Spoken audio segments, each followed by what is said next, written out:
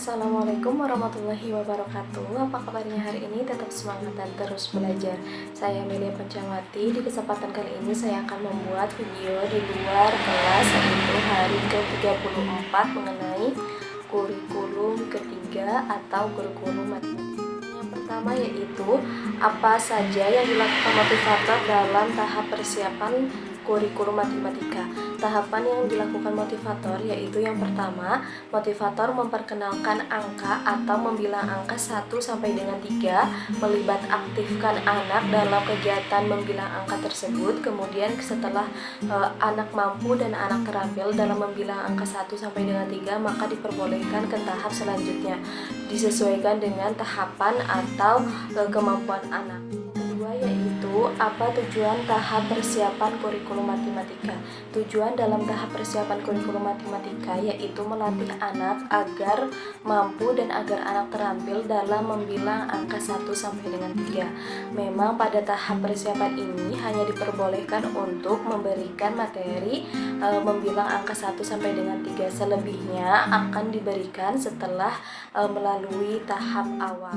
Selanjutnya yaitu materi apa saja yang termasuk dalam tahap awal kurikulum matematika. Nah, untuk materi dalam tahap awal kurikulum matematika ini terdapat materi M1A sampai dengan M7B atau matematika 1A sampai dengan matematika 7. Pertanyaan selanjutnya yaitu apa tujuan tahap awal kurikulum matematika? Tujuannya yaitu melatih logika anak dalam berhitung dan disesuaikan materinya pada kemampuan dan kemauan anak, serta materi tersebut juga dapat kita lihat pada bagian kurikulum matematika yang ada di panduan Bimba AI. Selanjutnya yaitu apa syarat sebelum mengenalkan modul M1A. Syarat sebelum mengenalkan modul M1A yaitu anak sudah mampu membilang angka 1 sampai dengan 3. Nah, untuk pembilangan angka 1 sampai dengan 3 dapat dilakukan dengan menggunakan jari dan diperkenalkan di tahap persiapan kurikulum matematika.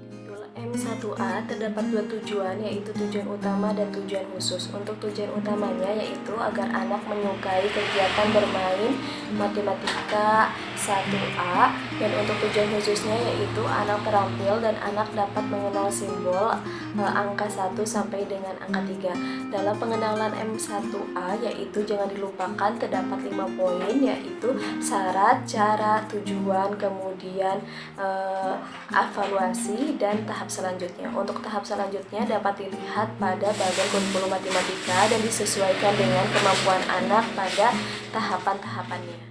Selanjutnya yaitu bagaimana cara motivator mengenalkan modul M1A. Untuk mengenalkan modul M1A dapat dilakukan dengan cara yang pertama, kita sebagai guru atau motivator mengajak anak untuk berdialog secara umum. Kemudian jangan lupa anak diarahkan untuk mengambil modul M1A.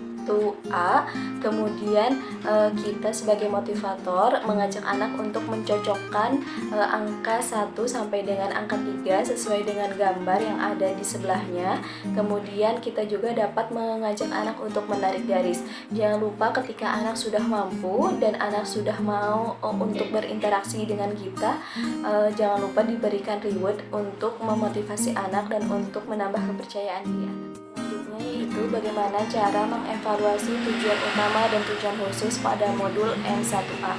Untuk mengevaluasi tujuan utamanya, kita dapat melihat afeksi anak. Ketika anak bahagia, ketika anak tidak tertekan, maka tujuan utamanya sudah tercapai. Nah, untuk evaluasi tujuan khususnya, kita sebagai guru atau motivator dapat menyebutkan secara acak angka 1 sampai dengan angka 3, kemudian meminta anak untuk menebak atau menyebutkan angka tersebut dengan cepat dan tepat. Ketika hal itu dapat dilakukan oleh anak, maka tujuan khususnya sudah tercapai. Yang dapat diberikan kepada anak setelah modul MTK 1A, kita dapat memberikan modul MTK 1B.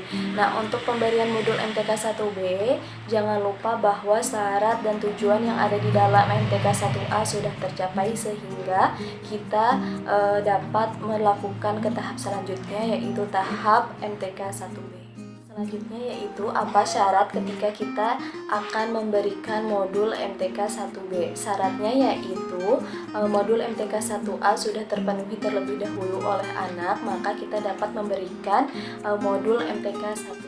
MTK 1B terdapat tujuan, yaitu tujuan utama dan tujuan khusus. Untuk tujuan utamanya yaitu agar anak menyukai kegiatan MTK 1B, dan untuk tujuan khususnya yaitu agar anak dapat terampil dan agar anak dapat membilang angka 0 sampai dengan angka. Selanjutnya yaitu bagaimana cara mengenalkan angka 1 sampai dengan angka 10 pada modul MTK 1B. Caranya kita dapat mengajak anak berdialog secara umum, kemudian kita dapat mengenalkan kepada anak simbol 1 sampai dengan 5. Untuk simbol 1 sampai dengan 3 sudah diperkenalkan di dalam modul MTK 1A. Nah, ketika anak sudah dapat mengenal dan memahami simbol 1 sampai dengan 5, maka kita diperbolehkan untuk mengenalkan kepada anak simbol angka 0. Ketika anak sudah mampu mengenal simbol angka 0, maka kita ke tahap selanjutnya yaitu mengenalkan anak dari angka 0 sampai dengan angka 10. Selanjutnya yaitu bagaimana cara mengevaluasi tujuan utama dan tujuan khusus di dalam modul MTK 1B.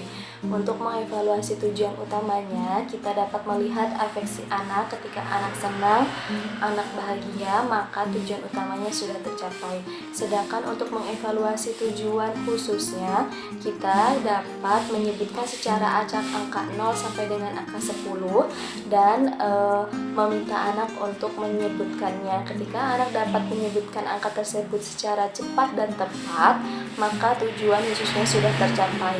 Tapi diingat bahwa indikator dalam tujuan khusus yaitu satu angka 1 detik. Ketika satu angka lebih dari 1 detik, maka anak belum dapat dikatakan menguasai atau memahami angka-angka tersebut secara cepat dan tepat. Sudah memberikan modul MTK 1B, tahap selanjutnya yaitu kita dapat memberikan modul MTK 2A dan MTK 3A.